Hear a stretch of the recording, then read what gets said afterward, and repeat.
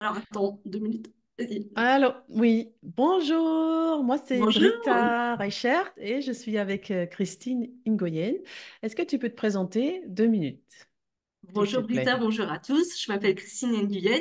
Je suis fondatrice de la société de consulting financier Quellen, qui aide les entreprises sur des missions à haute valeur ajoutée. Et j'ai également une chaîne YouTube où je m'adresse à l'ensemble des femmes entrepreneurs et des femmes tout court sur des conseils très pratiques sur la finance pour les aider à arriver à l'indépendance financière, chose que j'ai réussi à faire il y a 2 années. J'essaie de redonner un peu de mon expérience à travers cette chaîne YouTube. Super, alors moi je suis trop ravie d'être avec toi là Bah, moi aujourd'hui, aussi. Christine. C'est pour nos pionnières du Café Entrepreneuse, donc Mm. les vidéos du mois. Et aujourd'hui, on va parler de investissement. Ça va être très personnel aussi. On va parler de nos investissements qu'on a fait et qu'on a Tout à peut-être fait. été voilà, bien ou moins bien. Mm. Première question pour toi. Quels sont les investissements que tu as fait dans la vie en Oui. général? Alors, je peux répondre de manière très précise. Mon premier gros investissement que j'ai fait, c'était vraiment pour faire les concours aux écoles supérieures de commerce et pour pouvoir payer la première année où là, j'ai fait un prêt. Donc là, ça a été mon premier investissement. Et ça, c'est ce que je conseille toujours, c'est qu'il faut toujours investir en soi pour soit augmenter ses capacités, ses connaissances, soit investir pour être accompagné. Donc ça, c'est le premier point. Et évidemment, j'ai eu mon diplôme de subdeco et ça m'a ouvert des portes. Donc ça a été un super investissement même si je me suis endettée et que après j'ai remboursé mon prêt sur 5 années. Ça, c'est de manière générale, c'est vraiment quelque chose que je recommande. Mon deuxième gros investissement, c'était pour acheter ma résidence principale. Donc ça, c'est plutôt, c'est des choix entre guillemets personnels. C'est difficile de donner une règle un peu générale, mais globalement, personnellement, je suis très contente d'avoir acheté d'abord mon premier appartement toute seule. Et après, ça m'a permis, en fait, lorsque je prends du recul financier sur cet investissement, ça m'a permis, en fait, d'économiser la location. Je l'ai gardé pendant 8 années, 80 000 euros de profit que j'ai pu réinvestir lorsque j'ai du coup acheté ma seconde résidence principale, qui était une maison. Et le troisième gros investissement que j'ai fait, même plusieurs, donc je les mets dans une même catégorie, c'est un cumul quand même de 40 000 euros sur plusieurs années.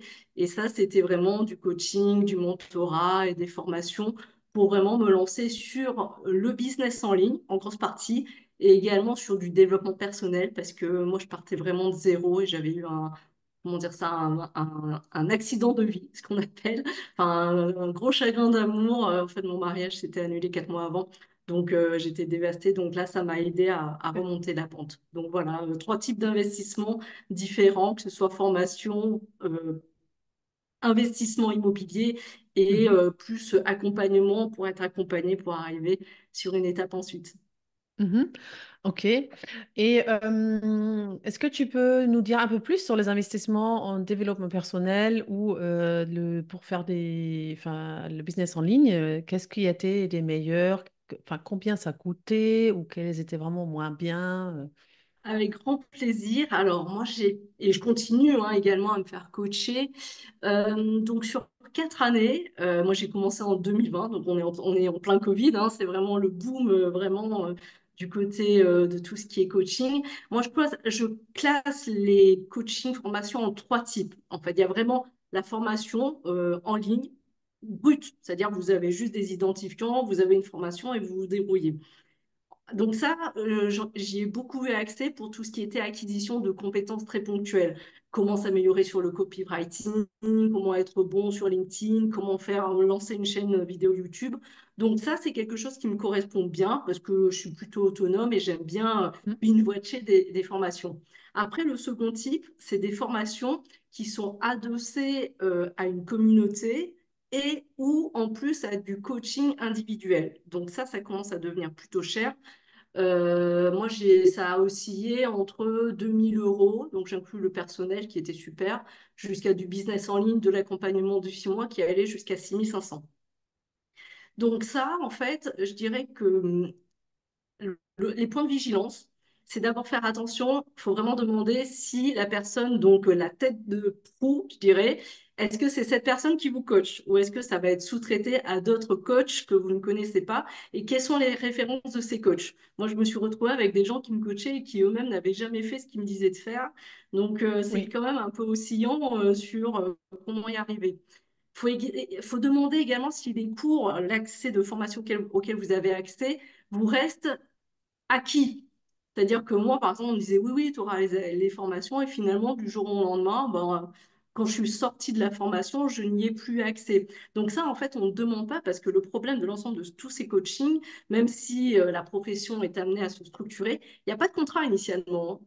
Enfin, moi, Mhm. contrairement à moi, en tant que consultante, lorsque j'arrive, j'ai vraiment je fais signer un contrat, je fais signer des deliveries, des livrables et compagnie. Le coaching, il y a rarement, en fait, un contrat qui est signé et il y a rarement des choses sur lesquelles ils s'engagent en vous disant, voilà, vous arriverez à ça, vous aurez ça. Mhm. Donc Oui. ça, il faut essayer de le demander si vous pouvez.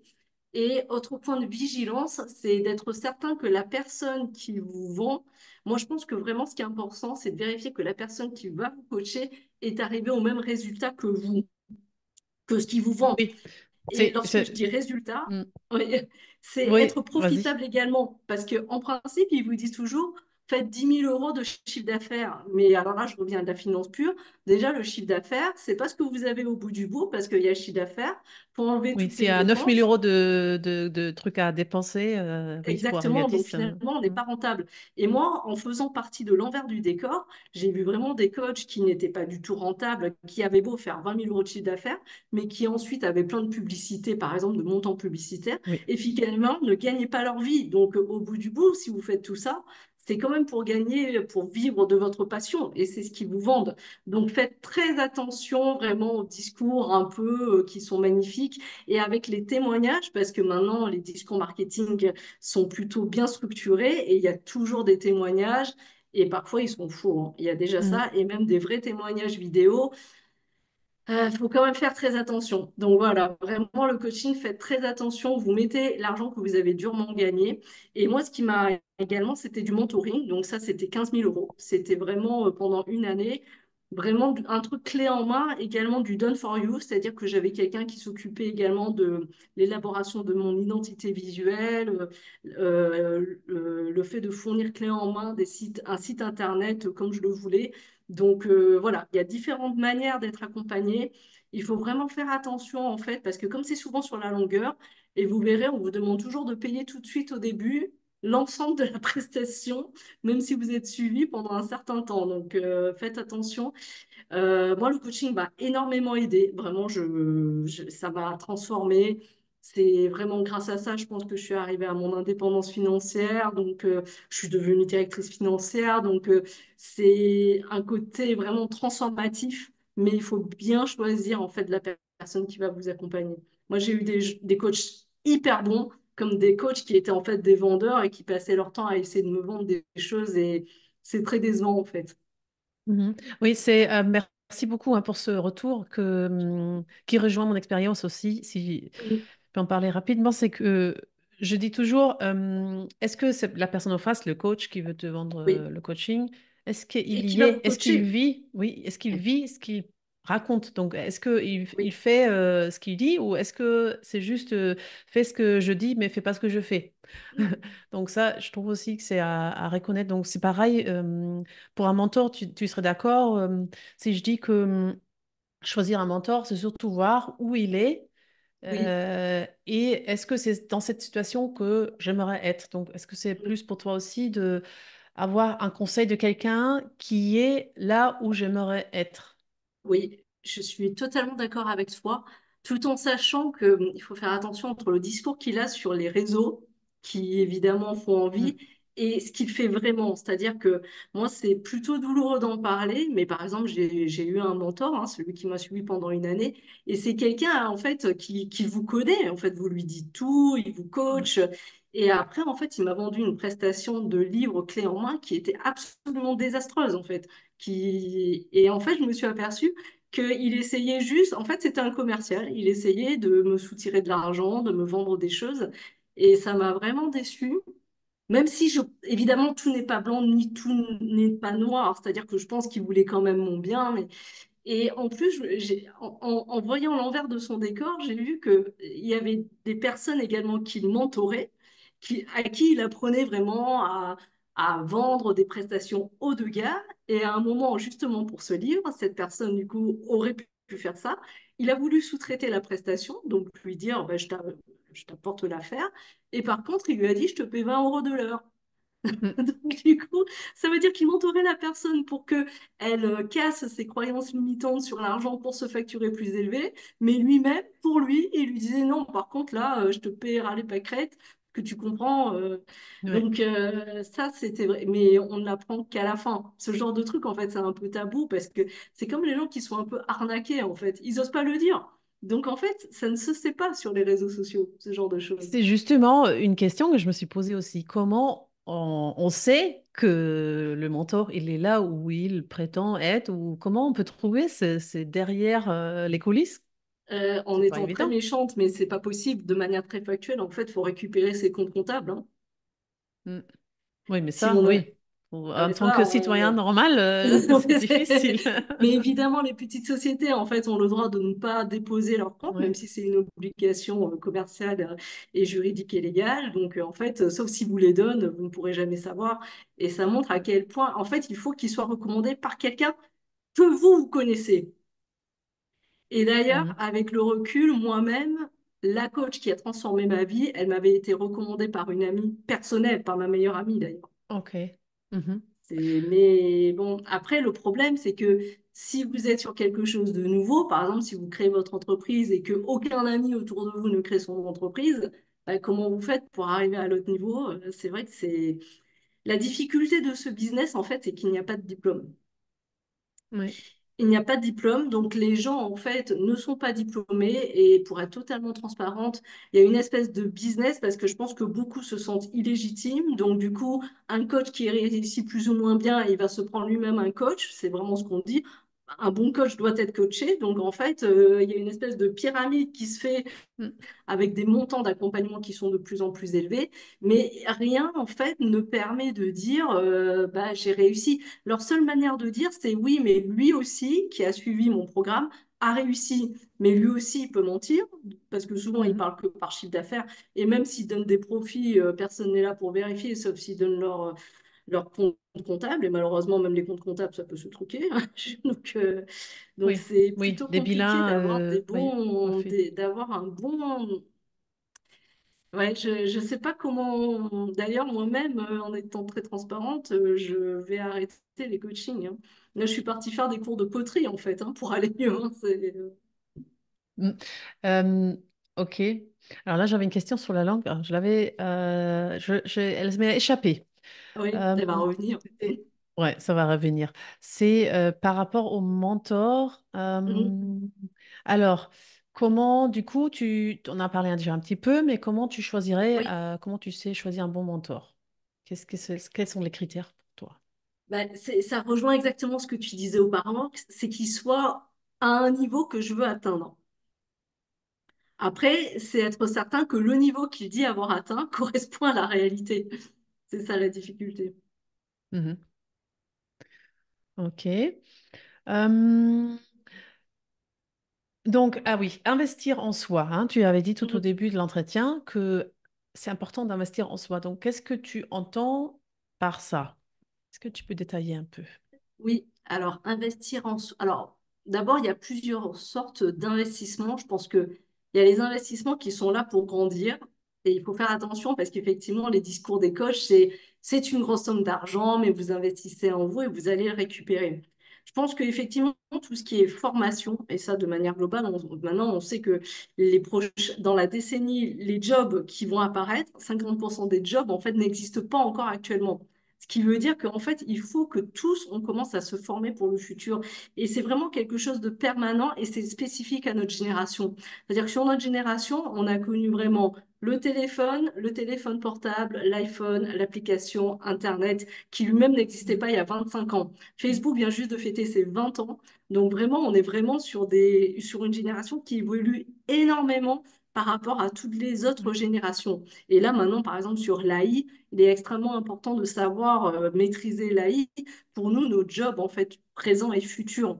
Donc, quand je dis investir en soi, c'est vraiment prendre des cours de formation. Donc, il y a plusieurs, sur YouTube, il y a déjà plusieurs choses qui sont disponibles, mais après, lorsque ça devient technique, il faut peut-être investir vraiment sur des cours de formation qui sont physiques et disponibles. Donc ça, c'est d'abord la formation. Et après, c'est vraiment investir en soi sur le développement personnel. Donc ça, c'est quelque chose qui devient de plus en plus courant actuellement. C'est vraiment la proportion de livres de développement personnel a complètement explosé. Donc c'est de plus en plus facile en fait de se former entre guillemets tout seul. Il y a plein de livres qui sont disponibles. Moi, je pense que vraiment le meilleur moyen de se former sur des choses qui ne sont pas ultra récentes, c'est vraiment les livres. Si vous pouvez les livres et YouTube, les deux couplés sur des choses qui sont là depuis pas trop récemment, en fait, vous pouvez vous former à moindre coût, vraiment, et vraiment pas très élevé sur ce genre de choses. Mais je pense qu'on sous-estime le pouvoir du développement personnel. Moi-même qui suis très scientifique, hein, vraiment, je fais du contrôle de gestion, la comptabilité, ça m'a vraiment beaucoup aidé de me redécouvrir, en fait, de partir à la propre connaissance de moi-même. Et ça, j'ai commencé à le faire quand j'avais 40 42 ans. Donc c'est plutôt tard en fait. Et c'est quelque chose qui sert pour tout, même professionnellement en fait. Ça m'a vraiment permis de mieux comprendre les gens, de mieux savoir ce que je voulais. C'est des compétences dont vous avez besoin pour monter le niveau comité de direction. Souvent, il faut savoir interagir et comprendre le monde et les gens. Et pour ça, quand même, le développement personnel, il faut déjà se comprendre soi-même pour arriver à comprendre les autres, je pense. Oui, et spécialement, c'est bien que tu dis ça parce que nous les femmes, enfin, on a par exemple hein, les hormones qui reviennent cycliques. Oui. Et Mm. comme l'économie, le monde économique est fait par et pour des hommes, ce que je dis, je trouve, Mm. euh, déjà, si les femmes ne se connaissent pas elles-mêmes, elles ne Oui. peuvent pas s'imposer ni prendre le pouvoir, en gros, Mm. et puis réseauter, collaborer parce qu'elles ne savent pas ce qu'elles veulent, en fait, si elles ne savent pas Oui. ce qu'elles ressentent ou... Oui, oui. Alors, pour rebondir sur ce que tu dis, qui est très juste, je pense qu'à destination des femmes, il y a deux choses vraiment qui m'ont aidé à évoluer de manière transformative. C'est que, un, les émotions, c'est normal.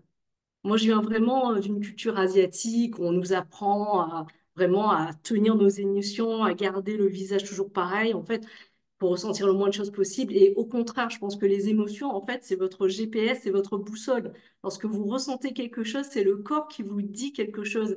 Et il est extrêmement important, en fait, de l'écouter pour pouvoir prendre comment dire ça, l'écouter pour pouvoir déjà calmer cette émotion. Parce que sinon, si vous essayez, si vous ne l'écoutez pas, c'est quelque chose qui se cristallise en vous et ça ne sort pas. Et après, bah, du coup, vous n'êtes pas bien, vous êtes déprimé, vous avez l'impression que personne vous écoute.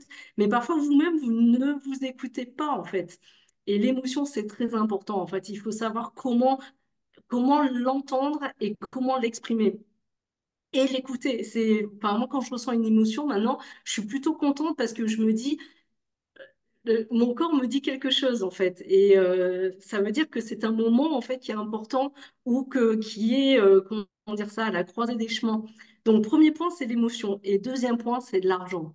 C'est que vraiment l'argent en fait est juste une unité d'échange et il est important de savoir que il est normal de vouloir gagner de l'argent, de gagner de l'argent et vous avez le droit de gagner le plus d'argent possible si c'est ce que vous voulez. En fait, enfin, il y a pas de, c'est juste une monnaie d'échange. Donc, vous êtes là pour contribuer au monde, évidemment, mais vous êtes là pour vivre également. Et si vous contribuez beaucoup, il est normal, en fait, que vous soyez rémunéré à votre juste valeur et que vous réclamiez, en fait, la juste valeur de votre contribution. Mhm.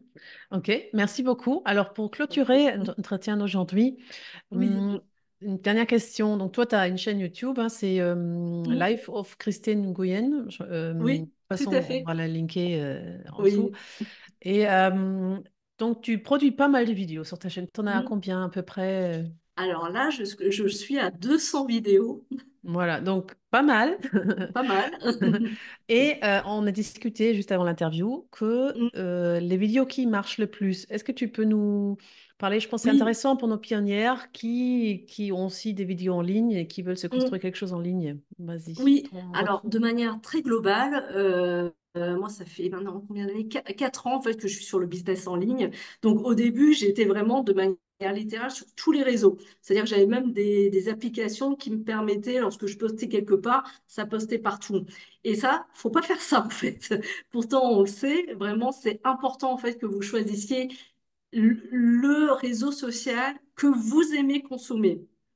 C'est vraiment, si vous aimez Instagram, bah, publiez sur Instagram. Si vous aimez consommer YouTube, publiez sur YouTube. En fait, ne faites pas un raisonnement en vous disant c'est là, par exemple, je vais aller sur TikTok parce que c'est le dernier truc à la mode. Parce que, en fait, il faut que vous compreniez, en tant que consommatrice, il faut que vous compreniez ce que vous aimez, que vous preniez plaisir à consommer ces contenus pour pouvoir ensuite les reproduire.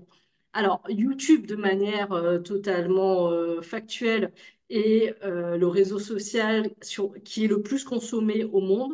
C'est-à-dire qu'en termes de watch time, il est même devant Netflix et devant toutes les entreprises de streaming au monde. Ça veut dire que maintenant, en fait, les gens regardent YouTube au même titre que la télévision. C'est d'ailleurs personnellement mon cas, même si moi j'adore YouTube, je regarde ça sur ma télévision comme une chaîne normale.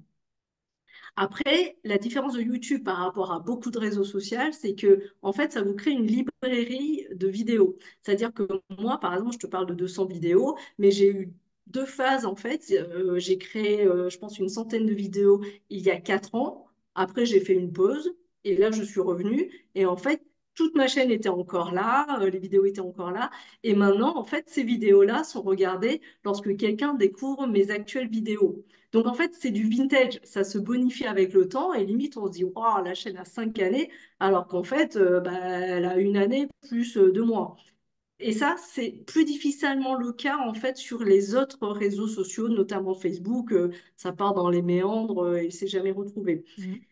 Après YouTube, moi effectivement ce que je te disais, c'est que bon, j'ai eu une phase où j'ai utilisé YouTube, mais pas de manière intentionnelle, donc c'était avec toutes les autres vidéos, donc je l'ai pas optimisé. Et là, depuis 2 mois, en fait, je suis vraiment là pour amener la chaîne jusqu'à la monétisation.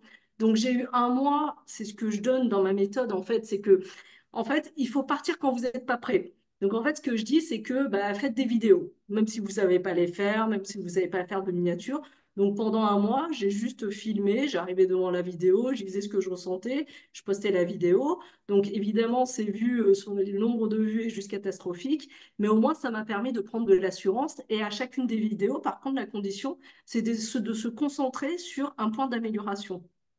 Je t'en prie, Donc, vas-y. en gros, ce que tu dis, c'est que les premières vidéos qu'on met en Mm. ligne, ils ne sont pas là Oui, pour gagner plein de vues, gagner plein d'abonnés, mais ils sont là non. pour que tu commences à être à l'aise avec le fait de faire des vidéos. Est-ce que tu Exactement. es d'accord avec ça? C'est tout à fait, c'est du rodage. Ça vous permet, vous, de prendre, parce que YouTube, en fait, ça demande plein de compétences différentes. Il faut déjà être à l'aise devant la caméra. Ça prend Oui. du temps, apprendre à Oui. regarder vraiment le bon endroit. Mhm. Après, ça demande, en fait, du copywriting, comment structurer sa vidéo. Ça prend du temps. Ça demande de l'aisance à l'oral, et ça Mhm. prend du temps également. Ça demande de l'esthétisme, comment réussir à faire une belle miniature. Ça, c'est vraiment juste des compétences un peu de beaux-arts, limite. Ensuite, c'est comment faire un bon titre. Donc, après, c'est comment faire du bon SEO dans la description. Donc, il y a tellement de choses différentes. Et après, il y a la technicité YouTube, comment faire des playlists, comment faire en sorte de rajouter des fiches. Donc, tout ça, vous ne pouvez pas y arriver du premier coup, sinon vous allez être Oui. découragé. En fait, il faut aller vraiment sur YouTube au fur et à mesure, pas regarder le nombre de vues, pour être totalement transparent. Les premières vidéos ne seront regardées par personne. Même maintenant, j'ai des vidéos qui font 5 000 vues. Les premières, elles sont regardées par personne parce qu'elles sont pas bonnes, soyons clairs. Et c'est comme ça, en fait. C'est pas grave. Ça augmente le nombre de vidéos. Ça fait partie des 200 vidéos, même Mhm. si elles sont pas bonnes. Et c'est Et aussi surmonter, est-ce que je rajoute, compris. c'est que de savoir, en fait, c'est un peu lâcher le contrôle parce que finalement, quand ces vidéos de Exactement. moi sont en ligne, eh ben, Mm. je ne peux pas contrôler qui les regarde, je ne peux pas contrôler ce que les gens pensent de moi quand ils me voient en vidéo. Mm. Et ça, je pense, c'est ce sentiment de lâcher le contrôle, ça Ouais. fait peur. Sur C'est... YouTube, c'est la chose la plus difficile. Il y a vraiment, je pense que c'est vraiment la peur de ne pas savoir qui vous regarde. C'est Oui, hyper flippant en fait, parce que du coup, il y a des gens qui vous parlent, vous ne savez pas qui c'est, oui, alors qu'eux, ils savent exactement où vous êtes. Enfin, oui. Mais une fois qu'on a lâché ça, c'est très, C'est très cool. gratifiant. Oui, oui, je Parce suis que d'accord. être C'est vu cool. par 5 000 personnes, c'est juste fou, en fait. Enfin, moi, Mhm. pour l'avoir vu, lorsqu'on s'était vu au Forum Ambitionnel, il y avait 200 personnes dans la salle. Et déjà, c'était beaucoup, 200 Oui, personnes. Donc, 5 000, c'est juste incroyable. oui, Donc, et on a toujours peur, en fait, du commentaire méchant qui va mhm, vous casser le moral. ouais, Et en fait, c'est terrible à dire, mais il arrive forcément. Vous mm, avez beau être gentil, souhaiter le meilleur pour tout le mm, monde, il y a toujours quelqu'un qui va vouloir se faire quelqu'un, et à un mm, moment, ça sera vous, et qui va vous démonter avec un ouais. commentaire en ligne. Et la grande chance sur YouTube, c'est qu'il y a de l'automodération. C'est-à-dire que vous, en tant que propriétaire de votre chaîne, vous pouvez soit supprimer le commentaire, soit un truc plus vicieux, c'est le laisser seulement visible à la personne qui l'a écrit, mais personne d'autre ne le Ah oui. voit. Ah oui, comme ça, il Donc, croit que tout le monde le voit. c'est ça. Un Au bon plan. moins, il ne vous court pas après parce que vous l'avez censuré. Ouais, Mais oui, les premiers commentaires, ça fait très mal au cœur, en fait. C'est très ouais, douloureux parce que ça arrive comme ça nulle part. Mais il faut aussi accepter de ne pas être apprécié par tout le monde. oui. Et ça, c'est quelque chose que j'ai appris sur YouTube et même dans la vie. Moi, je vois des gens, hein, ils prennent un poste et ils me disent non, mais moi je vais être aimé par mon équipe. Et je suis désolée de le dire, mais vous serez jamais aimé à 100% par tous les membres de votre équipe. Il y aura toujours quelqu'un qui va trouver un truc qui sera pas content ou qui lui-même. Moi, j'ai entendu quelqu'un dire à quelqu'un qui me remplaçait, lui dire, alors c'est pas toi, c'est pas personnel, mais tu comprends, moi les directeurs financiers, je les aime pas. Oui, oui. Tu prends ça dans la tête. Donc, il faut accepter de pas. Et moi, je crois en l'équilibre libre du monde. C'est que autant il y a des gens qui vont vous adorer sur YouTube et autant il y a des gens qui vont vous détester. Et c'est normal, en fait. Mm. C'est... Bah, c'est Mais, d'ailleurs, c'est vrai, ce que tu dis, aussi de mon expérience, c'est que je suis deux, trois personnes sur YouTube que j'adore. Et même eux, je les trouve vraiment, mais ils sont excellents. Ils écrivent des livres, ils sont invités dans ouais, toutes les télés, machin, toutes les eh, les émissions. Et tu as toujours quelqu'un en bas qui écrit, oui, mais gna gna gna gna gna gna. ouais, Alors même, je veux dire, même si c'est super connu et tout le ouais. monde veut travailler avec toi, tu as toujours quelqu'un qui ça lui plaît pas. Et voilà. En fait, les Alors, il gens faut qui être sont au-dessus, mal passer dans au-dessus. leur... J'ai mis du temps à le comprendre, mais il y a des gens, en fait, qui passent leur temps à critiquer. Parce que c'est des gens Oui. envieux, qui sont pas bien dans leur vie. Donc, Mm, c'est une manière, en fait, de se mettre plus mm, haut que quelqu'un. Donc, de dire, mm, regarde, c'est nul ce qu'elle fait. Ça veut dire que vous savez ce qui est bien. Mais ça veut pas dire que vous ouais, le fassiez, en ouais. fait. Mais en C'est... fait, c'est qu'il y a une erreur qui, enfin, pour moi, c'est une erreur parce qu'il se concentre sur le négatif et c'est pas ça qui fait bouger le monde, en fait. C'est que. Bah, oui, mais je pense que c'est pas des gens qui veulent faire bouger le monde, en fait. C'est des gens qui sont Ouais. tellement mal qu'ils ont besoin, pour se sentir bien, de rabaisser les autres. Et moi, j'ai trouvé quelque chose, en fait, pour me consoler chaque fois que ça se passe. C'est que je me dis finalement, je sais, je connais les gens vers qui j'ai de l'admiration. Et eux, je les écoute. Mais il y a d'autres personnes, Oui, tu écoutes pas quelqu'un qui parce sort que. d'une part Mm, que je connais pas, je oui. sais pas ce qu'il a fait dans sa vie, j'ai envie de dire tant pis, hein. Mm, mm. Mais Ok. faut accepter de pas être aimé par tout le monde. C'est difficile, hein.